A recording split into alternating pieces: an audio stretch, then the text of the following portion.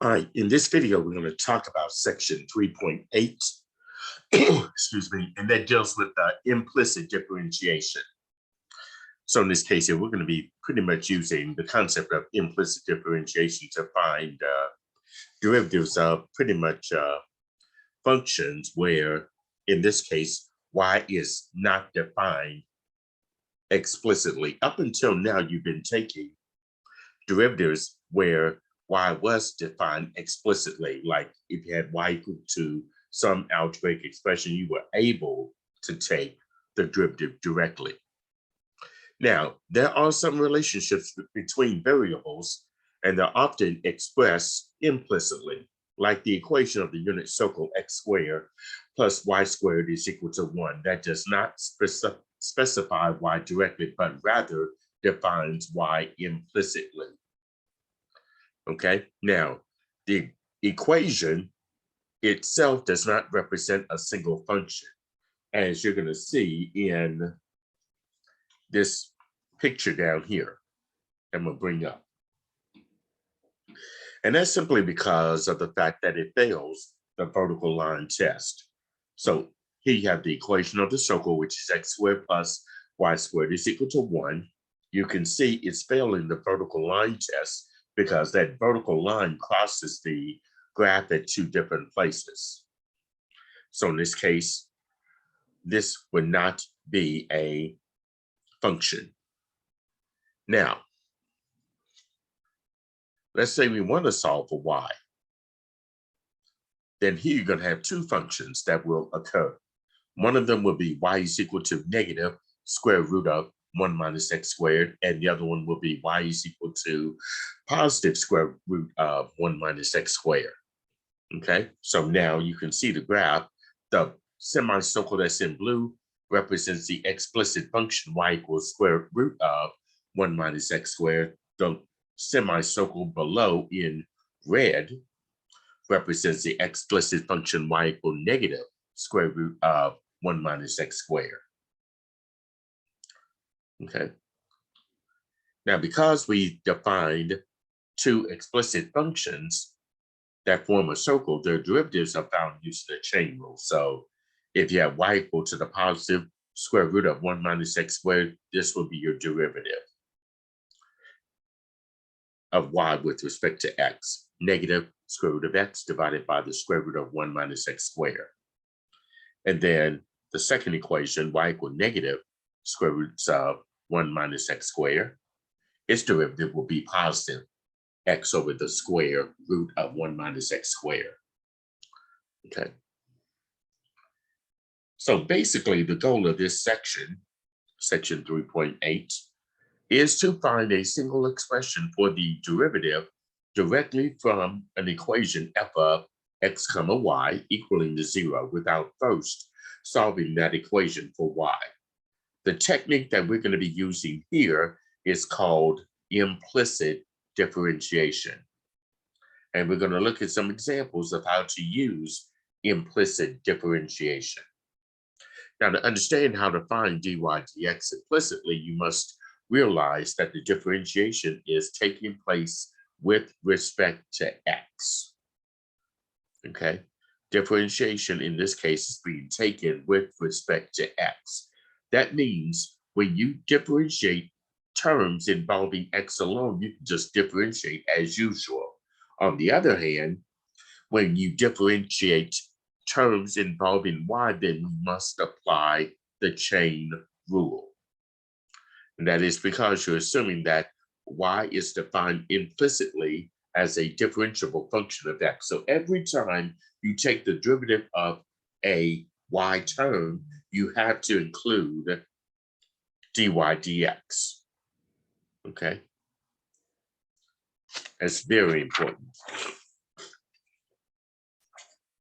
All right, so now let's look at, on the next page, the guidelines for implicit differentiation. And it will be this.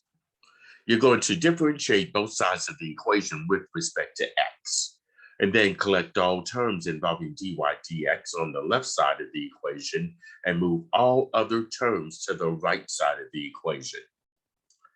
And then the third step will be to factor out the dy dx on the left side of the equation and solve the equation for dy dx. Okay. And do keep in mind that every time you take the derivative of some y term, you must include dy dx with it. Now let's look at a few examples of taking derivatives using implicit differentiation. Starting with this first example. Let's say we want to use implicit differentiation to find dy dx. And in this case here, we got 2 sine of xy, or 2 sine of x times y, equals 9x plus 7y. All right, so now let's take the derivative of each and every term on each side of the equation. Okay, so now, for the derivative of 2 sine of y, sine of xy, we bring down the 2. The derivative of the sine, of course, is the cosine. Then we copy over the x, y, but here we need to take the inner derivative or the inside derivative. Okay, so here we're applying the chain rule here. So the derivative of xy, or x times y, that tells me I need to use the product rule. So here, this will be multiplied by, this x will be the first term, so this will be the first x, times the derivative of y, which will be 1. But since I'm taking the derivative of y, I need to include dy dx. And then plus the second, which is y, times the derivative of x, which is the derivative of the first, that'd be 1. Then that's equal to, for 9x, its derivative will be just plain 9, and then plus 7y, its derivative will be 7, but since I'm taking the derivative of y, I must include dy dx. Okay, so every time I take a derivative of y, I must include dy dx. Now I'm going to try to collect all the terms that have a dy dx on one side, and all the other terms will be on the other side. All right, so what I need to do here is distribute the 2 cosine of xy over these 2 terms here. Have to use the distributive property. So 2 cosine xy times x dy dx will be, let's see, 2 times x, that's going to be 2x. And then cosine of xy, then times dy dx, plus, now y times 1 will be y, and then multiply that by 2 cosine of x. Well, let me do this. I'll just put 2y there, and then cosine of x, y.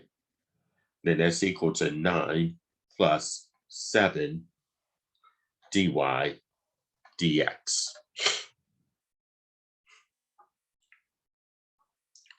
And now I'm going to collect all the terms that have a dy dx in it on the left side, and all the other terms will be on the right side. So I'm going to leave the 2x cosine of x times y dy dx. Now I'm going to move the 7 dy dx over to the other side.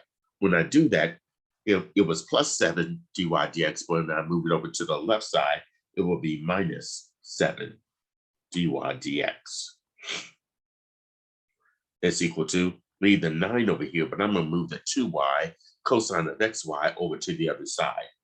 It's a plus, so when I move it over to the other side, it will be negative. So it'll be minus 2y cosine of xy. Now, on the left side of this equation, I'm going to factor dy dx.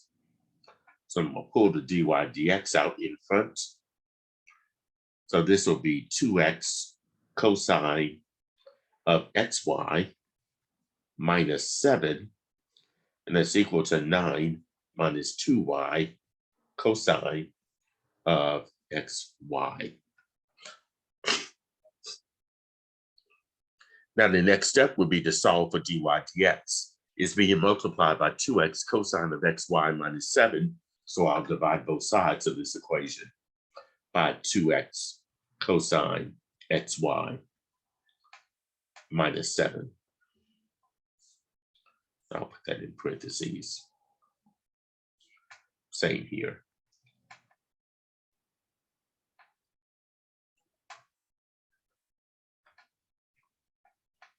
And when I do that, here's what's going to happen. That 2x cosine xy minus 7 divides out like this. So I'm left with dy dx on the left-hand side. So here dy dx would be equal to 9 minus 2y cosine of xy divided by, I can do without the parentheses here in this case, 2x cosine of xy minus 7. Okay. So this is how we use implicit differentiation to find the derivative of a function, or the derivative of an equation in terms of x and y. Okay. All right, let's take a look at another example. All right, here we want to use implicit differentiation to find dy dx. Here we got sine of 2y squared minus 8x equals 3 times e to the y. Okay. And I want to apply the implicit differentiation to this problem. All right, so let's start on the left side, taking the derivative of each and every term on both sides of the equation. So let's start by taking the derivative of the sine of 2y squared. Well, let's start off with the sine of 2y squared. That's going to be cosine of 2y squared. And then we got to multiply that by the inside derivative. The inside derivative of that, well, for 2y squared, its inside derivative will be, bring the 2 down, multiply that by the 2 in front, it'll be 4. Copy the y down to the 1 less power. So it'll be 4y, but of course, we need to include dy dx.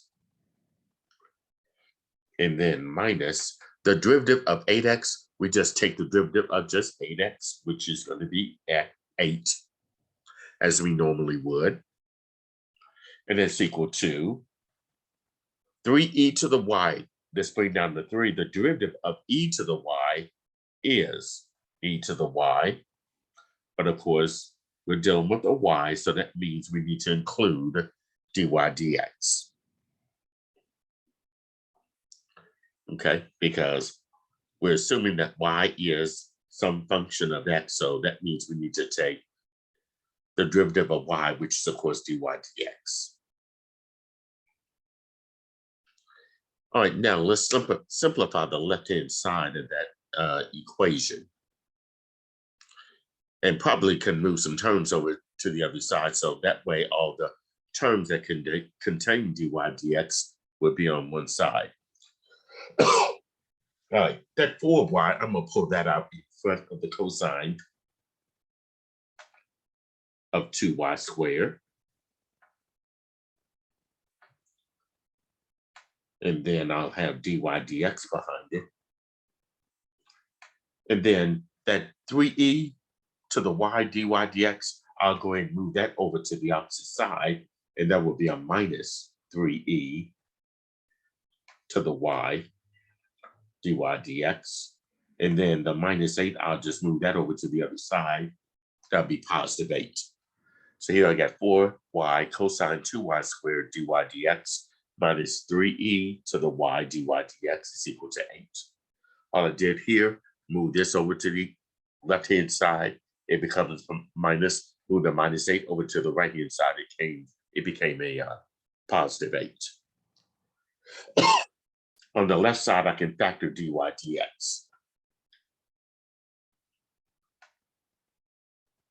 So I'll be left with 4y cosine of 2y squared minus 3e to the y, and that's equal to 8.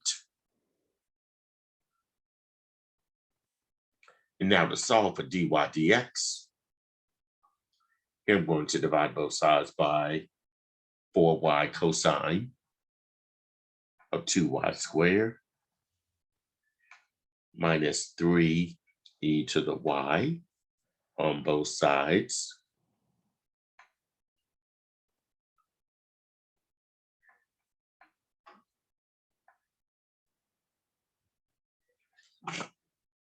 Let me get rid of that white parentheses there. I don't really need that.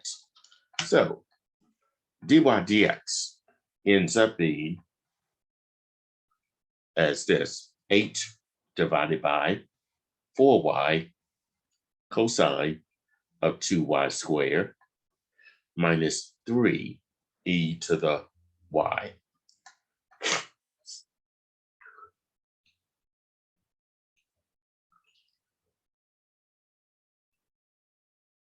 Okay.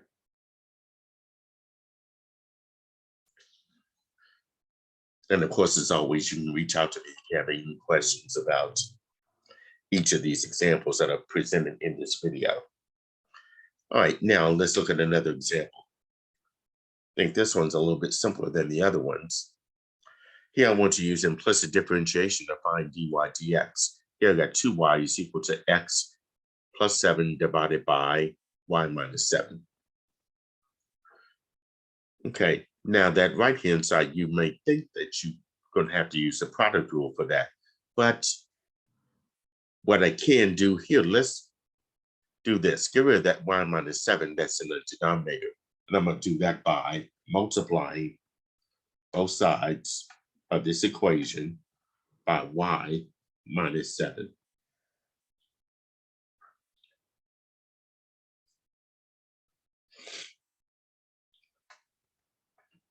It'll be best to do it that way. That way, the y minus 7s divide out. And then I'm going to go ahead and distribute a 2y over the y minus 7 on the left side. So 2y times y would be 2y squared minus 2y times 7 would be 14y. And that would be equal to x plus 7.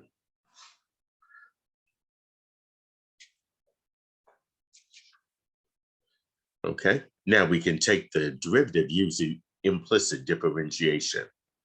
So if I take the derivative of 2y squared, that would be 4y, and then I must include dy dx.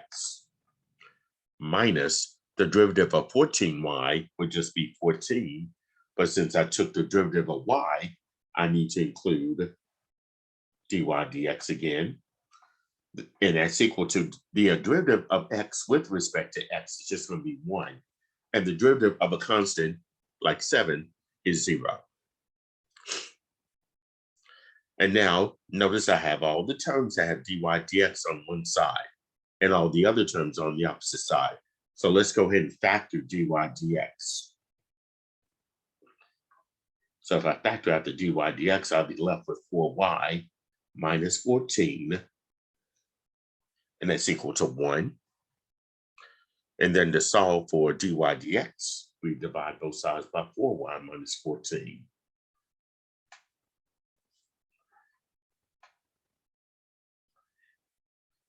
So that means dy dx is equal to, well, this is going to be simple, 1 divided by 4y minus 14.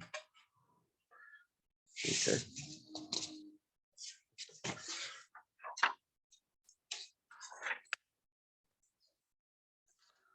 All right. Let's look at another problem where you have to use implicit differentiation, like in this one. Let's say I want to use implicit differentiation to find dy dx for the following equation, which is, in this case, 5x cubed plus 2y cubed equals 7xy. Okay, 5x cubed plus 2y cubed equals 7xy. Now here we're going to use implicit differentiation here. So let's take the derivative of 5x cubed. That would be, in this case, 15x squared. Bring down the 3, multiply by 5, you get 15, copy over the x to the 1 less power. So it'll be 15x squared. And then for the 2y cubed, its derivative will be bring the 3 down, multiply by 2, it'd be 6, copy over the y to the 1 less power, that would be squared. But since I'm taking an expression that has a y in it, the derivative of an expression that has a y in it, I use dy dx. And then that's going to be equal to, now 7x times y. In this case, I need to use the product rule because I'm taking the product of x and y. So in this case here, I'm going to let 7x be the first term. So it'll be the first, which is 7x, times the derivative of y. I need to use dy dx, plus the second, which is y, times the derivative of the first. The derivative of 7x would be just 7, and I'm putting the 7 in front. All right, the next step is to collect all the terms that have a dy dx in it on the left side, and all the other terms will be on the right side. So in this case here, let me bring down the 6y squared dy dx. Move this 7x dy dx over to the left side, it will be minus 7x dy dx. And then equal to 7y. Move that 15x squared over to the opposite side, it will be minus 15x squared.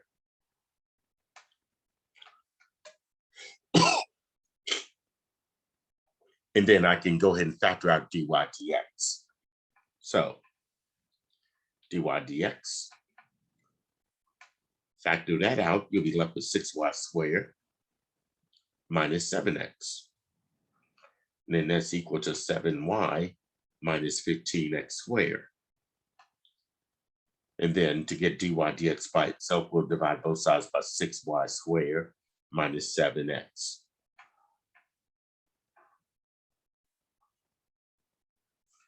So now, of course, this and this divides out. So that means I have dy dx. That would be equal to 7y minus 15x squared divided by 6y squared minus 7x. Okay. So that's how we take the derivative of equations using the concept of implicit differentiation. Okay, so now let's look at some things that are applied to that, like in example 5.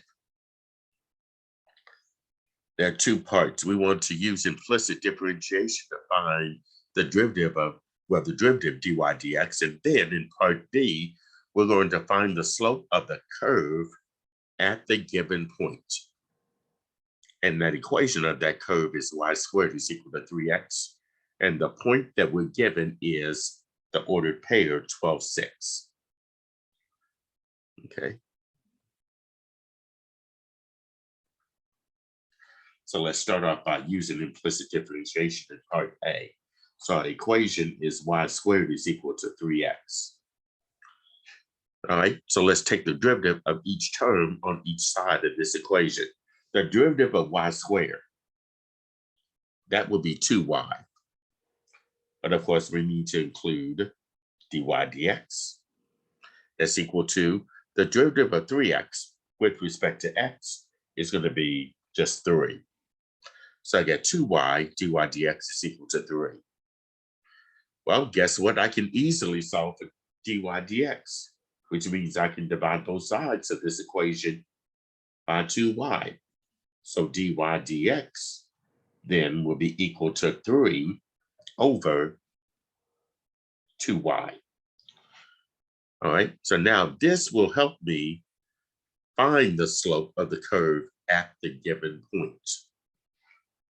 So in part B, we have our ordered pair 12, 6. And in this case, your x is 12 and y is 6.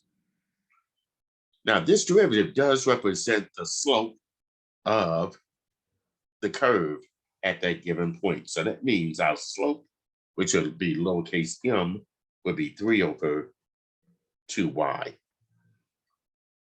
And in this case, our y is going to be 6. So we just substitute the y with 6. It'll be 3 over 2 times y, which is 6. And 2 times 6 will be 12, so it'll be 3 over 12. And if we reduce that in simplest form, it ends up being 1/4. So the slope of the curve at the given point, 12, 6, would be 1/4. Okay, so we're just being asked to provide the slope of the curve here. Okay, and the same is going to hold true for this next example. We got a trig function here this time. Got a trig function here. Here I want to use implicit differentiation to find the derivative, which is dy dx, and find the slope of the curve at the given point. Here I got cosine of y equaling to x, and that point is going to be the ordered pair 0, pi halves.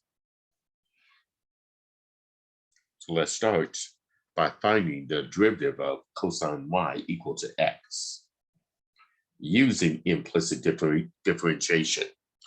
Well, the derivative of the cosine, if you recall, is negative sine. So I have negative sine of y, but here I need my inside derivative. That derivative of y, of course, will be dy dx.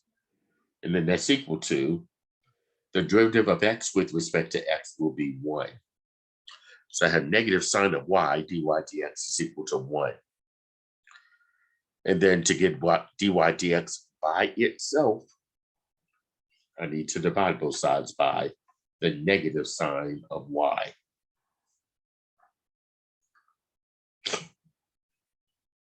So that means dy dx will be equal to 1 over negative sine of y. Okay, so pretty much we're going to leave it like this here. So that's part A. Now part B. Let's find the slope of the curve at the given point. And that given point is 0, pi halves. That means x is 0 and y is going to be pi halves.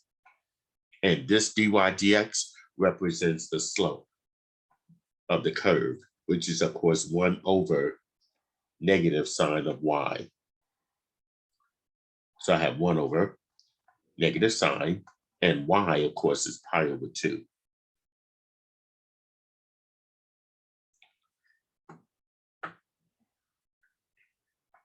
And you know what I can do here? I can pull the negative up in the numerator, and it'll be the same thing. So I know I got negative 1 in the top, but let's say here, I want to find the sine of pi over 2. All right, in this case, if this is where you're going to have to use this unit circle as we did back in section 1.4 when we were dealing with the unit circle. All right, so in this case here, you're given the ordered pairs. Keep in mind the x-coordinate is the cosine and the y-coordinate is the sine. So if you find pi over 2, which is up here, we look at the y-coordinate. That represents the sine of 90 degrees in this case, which will be 1.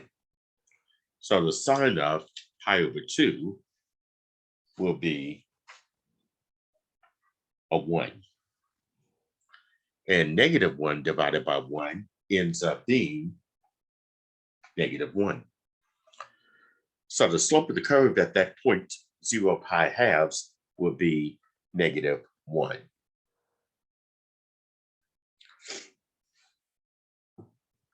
All right, here's another example. This time, well, still we got another example with a trig function in it.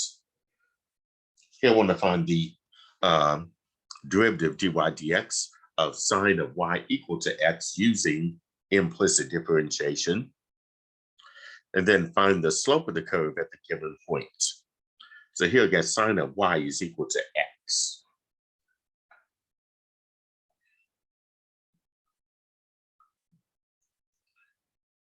Sine of y is equal to x. I can put the parentheses there if I want to. All right, now the derivative of the sine is, of course, the cosine. So this will be the cosine of y, and then I have to take the derivative of y, which is dy dx, and that's equal to the derivative of x with respect to x, of course, will be 1. And now I can easily solve for dy dx. It's being multiplied by the cosine of y, so I'll divide both sides by the cosine of y. So that means dy dx will be equal to 1 over the cosine of y.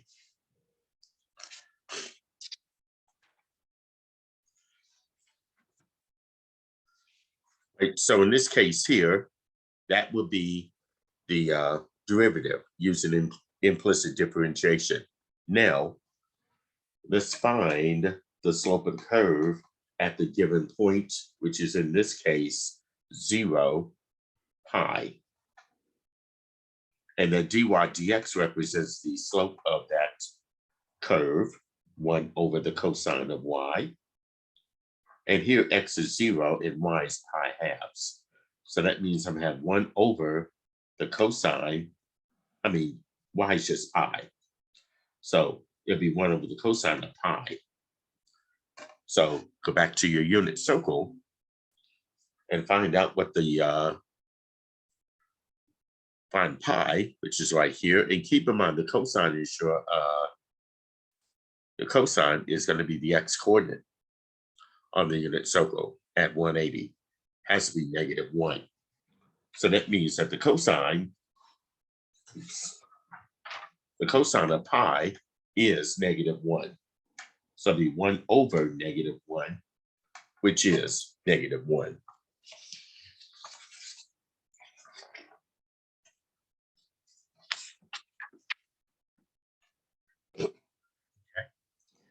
All right, now this will lead us into something called slopes of tangent lines. Slopes of tangent lines. All right, derivatives obtained by implicit differentiation typically depend on x and y. Therefore, the slope of a curve at a particular point x comma y requires both the x and y coordinates of the point. These coordinates are also needed to find an equation of the tangent line at that point. So like in example 8, let's say I want to verify that the given point lies on the curve. And then part B, determine the equation of the line tangent to the curve at the given point. So here you're given the equation of that line, or the graph of the equation of the line. And in this case, it's 5x squared plus xy plus 4y squared equal 52. And the point would be 3, 1. So here's the graph. There's a tangent line at the point 3, 1. We want to find out what the equation of that tangent line is going to be. Now, in part A, we need to verify that the point 3, 1 lies on that curve. The easy way to verify that would be to just do direct substitution. We just do direct substitution in this equation. I'll go ahead and write that down. 5x squared plus xy plus 4y squared equal 52. And the point 3, 1. So that means x is 3, y is 1. So every x in that equation we substituted with 3, and every y in that equation we substituted with 1. So that means I'm going to have 5 times x, which is 3, and that will be squared, plus x is 3 again, times y, which is 1, plus 4 times y, which is 1, and that squared, I want to know if that's equal to 52. So when I simplify the left side, it must also be 52. So let's do this. If I square the 3, that's 3 times 3, that would be 9. So I have 5 times 9 plus 3 times 1 would be 3 plus 4 times 1 squared would be 1. I still want to know if that's going to equal out to 52. Or 5 times 9 would be 45 plus 3 plus 4 times 1, which will be 4. And if I add 45 and 3, that would be 48. 48 plus 4 would be 52. And of course, we have verified that the point 3, 1 lies on the curve. So I'll just say here that the point 3, 1 lies on the curve.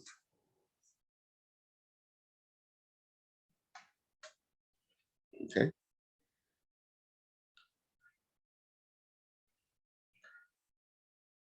And now in part B, we're going to determine the equation of the line tangent to the curve at the given point. Okay, so this is where we use implicit differentiation. So I'm going to rewrite the equation 5x squared plus xy plus 4y squared equal 52. And in this case here, we use the implicit differentiation technique. So if I take the derivative of 5x squared, that will be 10x plus, now for x times y, I must use the product rule. So the product rule is going to be this: the first, which is my x, times the derivative of y, that will have to be dy dx, plus the second, which is y, times the derivative of x, which is 1. And then plus the derivative of 4y squared will be 8y, but I must include dy dx, and that's equal to the derivative of 52 is 0.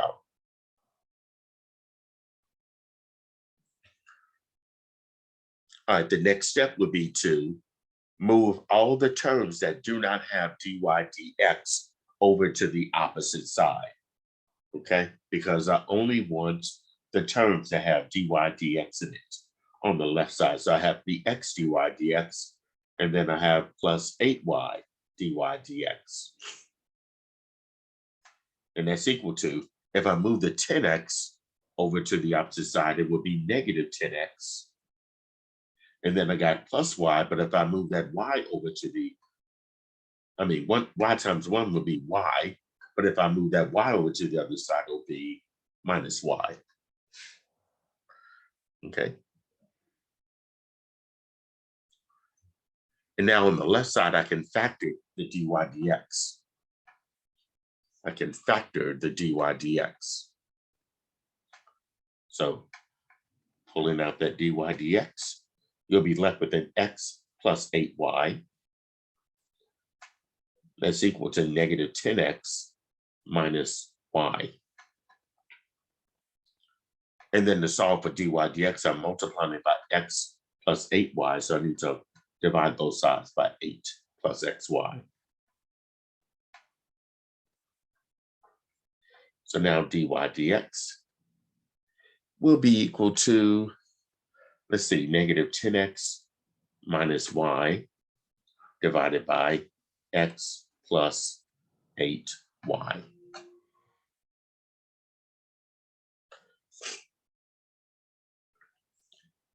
All right, now we're not done yet. We need the equation of the line tangent to that curve at the given point. And the given point there was the ordered pair 3, 1. So at the point 3, 1, we can find the slope of the tangent line using what dy dx is, because that represents the slope of the tangent line. So all we need to do there is just substitute each x with 3 and each y with 1. Here x is 3 and y is equal to 1. So that means I'll take negative 10, multiply that by the x, which is 3, minus y, which is 1, all divided by x, which is 3, plus 8 times y, which is 1. Now let's simplify this. Negative 10 times 3 will be negative 30, minus 1, over 3 plus 8 times 1, which is 8. Let's see, negative 30 minus 1 would be negative 31, over 3 plus 8, which will be 11.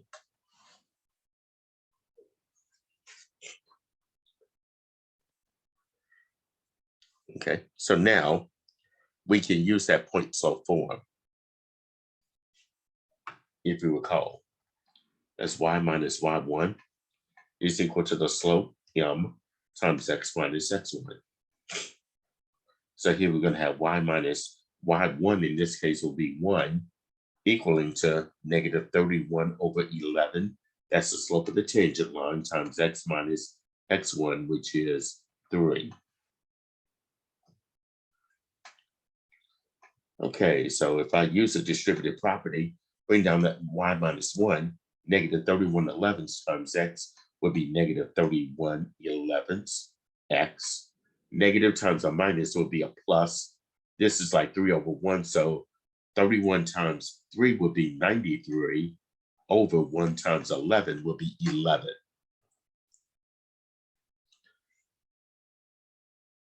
And then to solve for y, we add 1 to both sides. So this will end up being y is equal to negative 31 elevenths x plus, now think of 1 whole with a denominator of 11, that would be 11 over 11. So 93 elevenths plus 11 elevenths will end up being 104 over 11. Okay. Now, of course, you can use a graphing calculator or the TI-83 or 84 plus calculator to add 93 elevenths plus 1. Then you have to press your math key and then fraction, and then press enter. You'll see it ends up being 104 over 11. So this represents the equation of the line tangent to the curve at the given point. Y equals negative 31 elevenths x plus 104 over 11. Okay, here's another example. Let's say we want to verify that the given point lies on the curve, and then determine the equation of the line tangent to the curve at a given point. Like in this case, you get x cubed plus y cubed equaling the 34xy, and the point 17, 17. So let's verify that the point with the ordered pair 17, 17 lies on that curve by doing just direct substitution in this equation. X cubed plus y cubed equaling to 34xy. Well, the x is 17, so it'll be 17 cubed plus the y is 17, so that's also 17 cubed equaling to 34 times x, which is 17, times y, which is 17. Okay. So if I do 17 cubed, that's going to be 17 times 17 times 17. This will be 4,913. And of course, 17 cubed, again, 4,913. Then if I multiply 34 times 17, I would end up with 9,826. So if I add 4913 to 4913, that would be 9,826. So that checks. So that means that the point 17, 17 lies on the curve.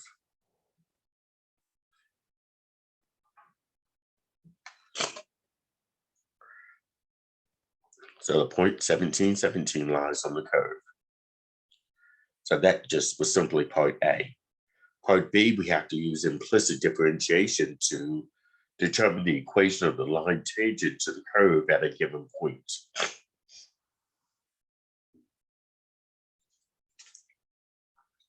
So in this case here, I'll write the equation x cubed plus y cubed equaling to 34xy. And now let's use implicit differentiation. For x cubed, its derivative would be 3x squared. For the y cubed, its derivative would be a plus 3y squared. But since we're taking the derivative of y, we need to include dy dx. Now notice on the right side, I got 34x times y. That means I need to apply the product rule for this one because I have x times y. So let's do this. The derivative of the first, I'm going to let the 34x be the first. So that first term, 34x times the derivative of y, that would be dy dx, plus the second, which is y, times the derivative of 34x. That would be 34, but I'm going to go ahead and put that 34 in front of the y for simplicity.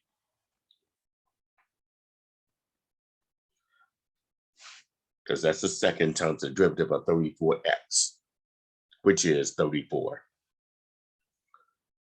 Okay, so now I need to collect all the terms that have dy dx on one side and all the other terms on the right side. So I got a 3y squared dy dx. That's already on the left side. I need to move the 34x dy dx over to the left side, so that would become minus 34x dy dx.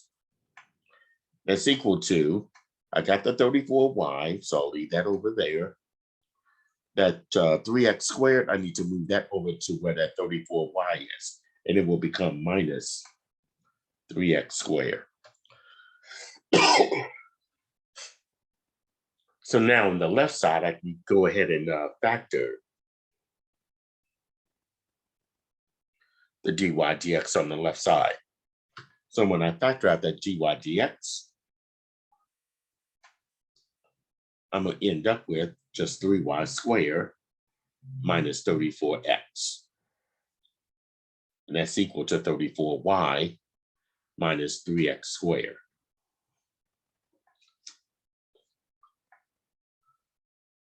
And now to solve for dy dx, we just divide both sides by 3y squared minus 34x.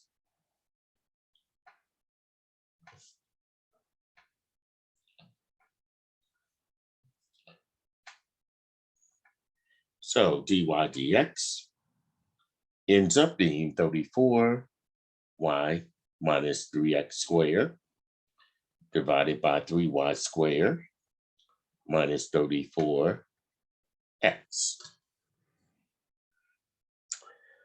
Okay, and that derivative represents the slope of the tangent line. Now, at the point 17, okay, because that was given to us. So at the point 17, we can find the slope of the tangent line by substituting the y with 17 and the x with 17. Because this represents x, that's y. So that means I have 34 times y, which is 17, minus 3 times x, which is 17, and that's squared. All that's divided by 3 times y, which is 17, and that's squared, minus 34 times 17. Okay. Now, of course, you can type all of that numerator in your calculator, and you'll end up with negative 289. And that's divided by, again, the denominator you can type in the calculator as well. You'll get positive 289. And negative 289 divided by 289 would be negative 1. So out of all that, my slope of the tangent line came out to be negative 1. Now I can use a point slope form to come up with the equation of the tangent line. So in this case here, I'm gonna have y minus y1 is equal to the slope times x minus x1. So y minus y1, that's 17, equaling to the slope of -1 times x minus x1, that's 17. All right, in this case here, if I distribute the -1 over x minus 17, I will get -x plus 17. Negative sign change the sign of each and every term inside the parentheses to the opposite. Now to solve for y, we add 17 to both sides. So I'll end up with y is equal to -x plus 34. That represents the equation of the line that is tangent to the curve at the given point.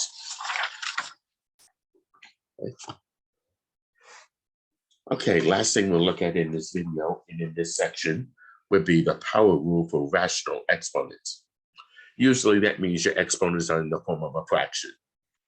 So here we're going to assume P and Q are integers with Q not equaling to 0.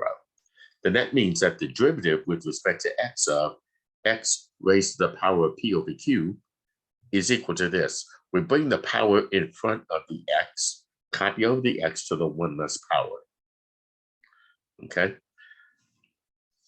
So it's pretty much just a power rule, but it's just extended a bit for rational exponents. So like in example 10, let's find dy dx for y equal x to the -2/3. Okay, so now to find dy dx, using that power rule for rational exponents, we bring the -2/3, which is my exponent, in front, copy the x over, and it will be to the -2/3 minus 1/2. So it'd be -2/3 x to the, now in this case here, if I do -2/3 minus 1/2, that 1/2 as a fraction is going to be 3/3. So -2/3 minus 3/3 will be -5/3. And of course you can use your calculator to do this. Now another way of writing that using positive exponents would be this. The -2 will be in the numerator, the 3 will be in the denominator, but when I pull the x to the -5/3 in the denominator, it becomes positive.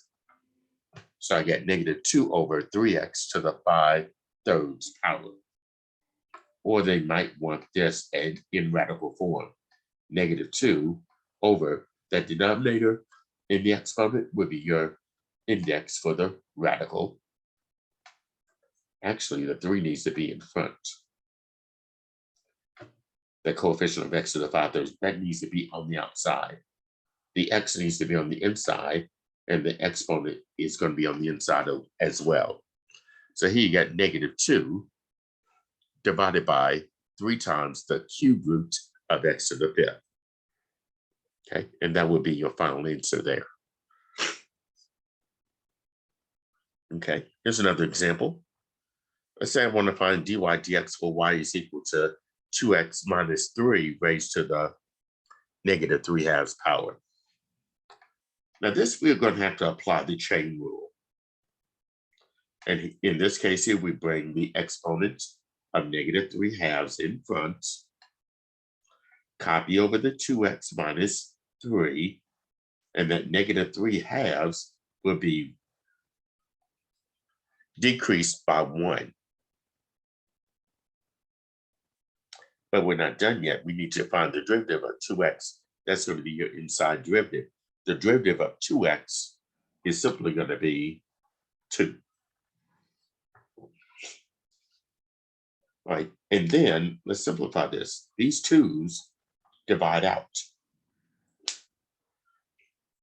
So now I'm going to have -3 times the quantity 2x minus 3 to the, let's see, -3/2 1 whole is like 2 halves. So negative 3 halves minus 2 halves would be a negative 5 halves.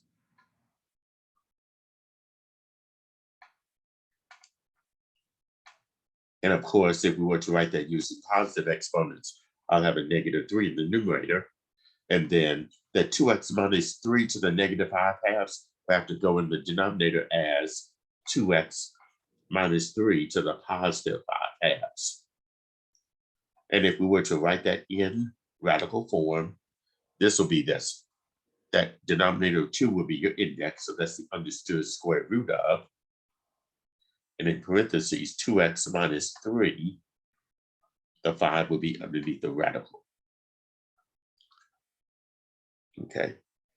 And right now, we'll not go any further than that.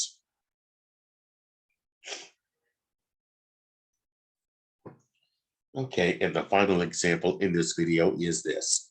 Determine the slope of x to the 1/5 plus y to the 1/5 minus 2 at the point 1, 1. Okay. So here we got x to the 1/5 plus y to the 1/5 equals 2. So here we're going to use implicit differentiation. And when we do that, we have to use that power rule for rational exponents. So when we take the derivative of x to the 1/5, we bring the 1/5 in front, copy the x over to the 1 minus 1/5, or 1 minus 5 over 5. That's negative 4/5. Plus, for the derivative of y to the 1/5, we bring the 1/5 down, copy over the y. 1/5 minus 1 whole, or 1/5 minus 5/5 would be negative 4 over 5. But of course, we took the derivative of y. That means I need to include dy dx. And then that's equal to the derivative of 2 is 0.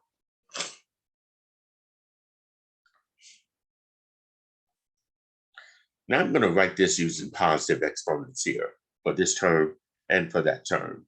1/5 x to the negative 4/5 will be this. The 1 will be in the numerator, the 5 will be in the denominator, but when I pull that x to the negative 4/5 in the denominator, it will be x to the positive 4/5.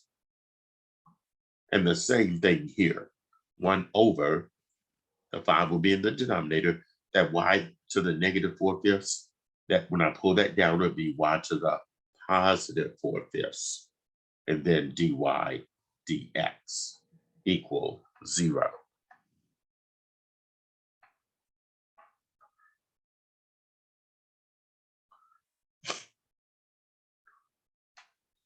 Now I'm going to get dy dx by itself. So I need to subtract. Well, I know I need to do this.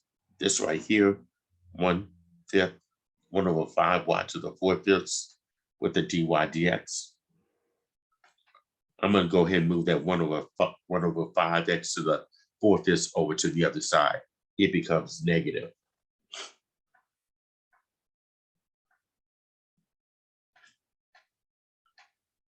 Okay.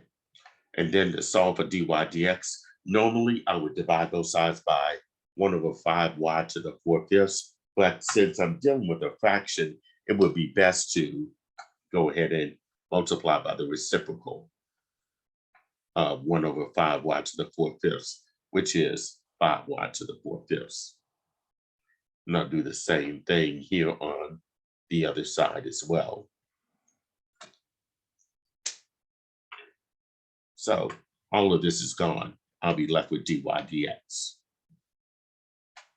Then that's equal to, let's see, negative 5 y to the 4/5 divided by 5 x to the 4/5. All right, so now that's dy dx. Now at x is equal to 1, at the point 1, 1. X is 1, y is 1. The slope of the tangent line, or just the slope in general in this case, we just substitute the x with 1 and the y with 1. So I get negative 5 times y, which is 1, raised to the 4/5, divided by 5 times x, which is 1 raised to the 4/5. Well, I'll tell you this, 1 to any power is going to be 1. And you can figure this out. If you take the 5th root of 1, it's going to be 1. 1 to the 4th is 1. Same thing here. So this will be -5 times 1 divided by 5 times 1, which will end up being -5 over 5, or -1. So that means that the slope of this tangent line to that curve ends up being -1. And that's all that they were looking for here. All right. Okay, so that does conclude this video on section 1.8 dealing with implicit differentiation. Now, this is the type of differentiation where you have to take derivatives implicitly. Later on in the chapter, you're going to be dealing with things like related rates, where you have to take derivatives implicitly with respect to time. So be on the lookout for a video for that. All right, feel free to contact me if you have any questions about anything that was presented in the video or any of the homework problems in my math lab.